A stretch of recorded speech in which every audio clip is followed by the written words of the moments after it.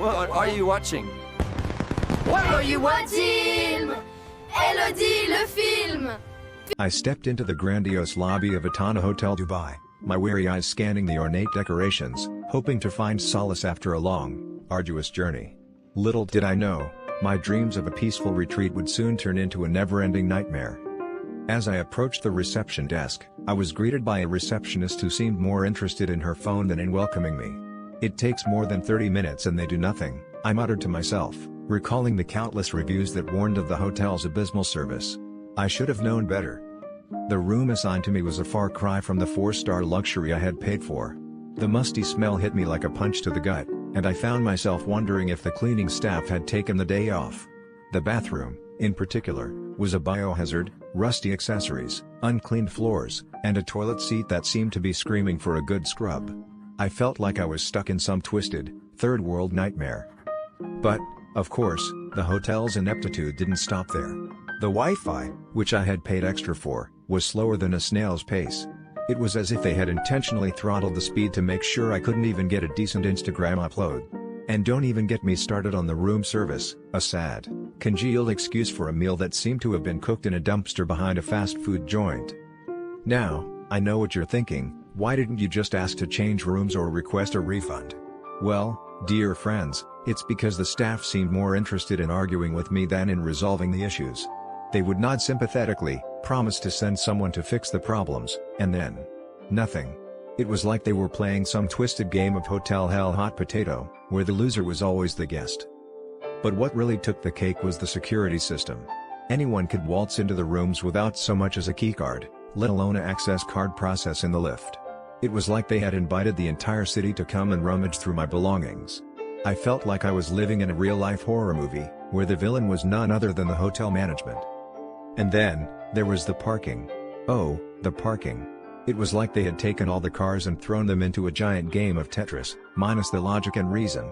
I half expected to find a chicken running around, clucking about the impossibility of finding a decent parking spot. As I lay in my creaky bed, listening to the cacophony of sounds from the nearby traffic, I couldn't help but wonder, how could a hotel so brazenly disregard the basic needs of its guests? Was it a case of pure neglect, or was it a deliberate attempt to fleece unsuspecting tourists of their hard-earned cash? The answer, much like the hotel's sense of responsibility, seemed to be lost in the vast expanse of their incompetence. All I knew was that I would never set foot in this dump again, and I would make sure to warn the world of the horrors that lay within the walls of Atana Hotel Dubai. So, dear friends, have you ever had a similar experience? Have you ever felt like you were stuck in a never-ending cycle of hotel hell? Share your stories with me in the comments below, and let's expose these scoundrels for the frauds they are. Oh, you know, I was just looking around near Atana Hotel Dubai, like, trying to see what's happening there. And, wow, some of these businesses? Not so nice, you know? Like, they look real, they have offices and everything, but it's scary. So, businesses near Atana Hotel Dubai sometimes, like, some of them, they set up these fancy offices, but then, poof, they disappear. Like this one, Gulf First Commercial Brokers. They had this office in Business Bay, not far, you know? People would walk in, trusting them, thinking, oh, it's a real place. They'd promise big money from trading, like, just give us your savings. And tourists? Oh no, some did. They put in thousands, and then, what do you know? The office was empty the next day. Just gone. Dust on the floor. Phone's dead. I bet those people cried. Like, imagine you're on holiday, you think you're being smart, and then nothing. Your money's just gone. And then, there's this other thing.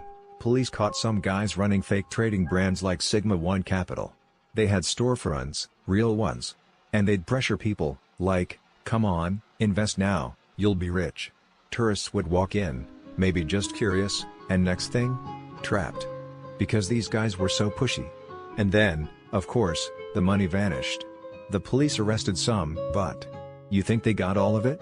Probably not. Somewhere, someone else is still doing this, you know? It's sad. Like, you just want to enjoy Dubai, see the Burj Khalifa, maybe shop a little. And then you lose everything because some guy in a suit smiled at you? That's wrong. How can people do that? Just take and run? I don't get it. And the worst part? Some of these places claim they were in Musala Tower, but when people went to check, nothing. Just lies. Empty space. I bet those tourists stood there, holding their receipts, feeling so stupid. But it's not their fault. It's the scammers. They set it up to look real. And then, whoosh, gone. Makes you wonder. If you walked past one of these places near Atana Hotel Dubai, would you even know? Or would you trust them too? Scary. The business is near Atana Hotel Dubai, a tale of woe and disappointment. As I delve into the reviews, I'm reminded of bashed expectations, crushed dreams, and a general sense of what could have been. Let's start with the elephant in the room, Mall of the Emirates. This behemoth of a mall is supposed to be the crown jewel of Dubai, but alas, it falls short. The parking fees are a nightmare, with some reviewers being charged exorbitant amounts for merely dropping off a friend. And don't even get me started on the food court. It's like they're playing a cruel game of hide and seek with the food. You'll be lucky if you can find a table, and even luckier if the food arrives within a reasonable time frame. And then there's Trsind Dubai, a restaurant that promises the world but delivers a mere mortal's meal. The service is slow, the waiters are inattentive, and the food? Well, let's just say it's a good thing they have a nice ambience, because the culinary experience is a letdown. They seem to cater more to their dietary restrictions than the actual taste buds of their customers. But wait, it gets better, or should I say, worse? Brunch Cake Jumeirah Islands is another establishment that will leave you feeling underwhelmed. They seem to have a peculiar concept of brunch, where you'll be served a mediocre meal in a crowded, noisy environment. And don't even think about asking for a refill on your coffee, you'll be lucky if they remember your table number. And finally, we have Lock, Stock, and Barrel, the nightclub that seems to have a personal vendetta against its customers. From discriminatory door policies to rude staff, this place is a hot mess. They'll make you feel like you're in some sort of bizarre, FOMO-induced fever dream. As I sift through these reviews, I can't help but feel a sense of disappointment and disillusionment. It's like these businesses are taking advantage of their prime locations, relying on unsuspecting tourists to fill their coffers. They seem to have forgotten the most basic principles of customer service, you know, things like being polite, attentive, and not trying to rip you off. So, dear travelers, beware of the businesses near Atana Hotel Dubai. They may promise the world, but they'll likely leave you feeling like you've been robbed of your time, money, and sanity. Take a deep breath, steel yourself, and venture forth, but don't say I didn't warn you. As I conclude this, I'm left with a sense of melancholy and frustration. Why can't these businesses just get it right?